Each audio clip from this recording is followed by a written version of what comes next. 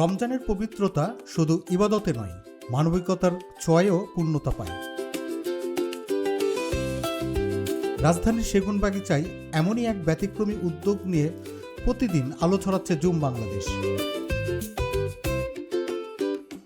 সুবিধাবঞ্চিত ভাসমান মানুষ ও রিক্সা চালকদের জন্য প্রতিদিন ইফতার ও সেহরির আয়োজন করে তারা গড়ে তুলেছে এক অনন্য মানবিক দৃষ্টান্ত।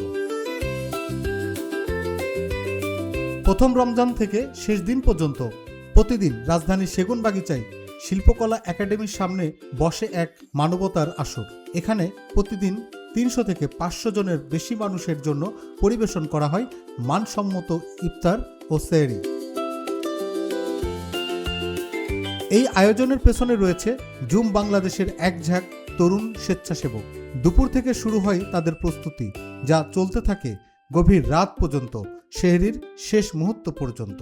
আমরা চাই কেউ যেন না খেয়ে রোজা না রাখে। সবার সাথে রমজানের আনন্দ ভাগ করে নিতে পারলেই আমাদের সার্থকতা। শুধু খাবার নয়, এখানে পরিবেশন করা হয় সম্মান, ভালোবাসা আর সহমর্মিতা। জুম বাংলাদেশের এই উদ্যোগ যেন মনে করিয়ে দেয় মানবিকতা এখনো বেঁচে আছে, আর সেটাই আমাদের সবচেয়ে বড় শক্তি। রমজানের এই মহিমায় এমন উদ্যোগই ছড়িয়ে দিক সহানুভূতির আলো প্রতিটি মানুষের হৃদয়ে।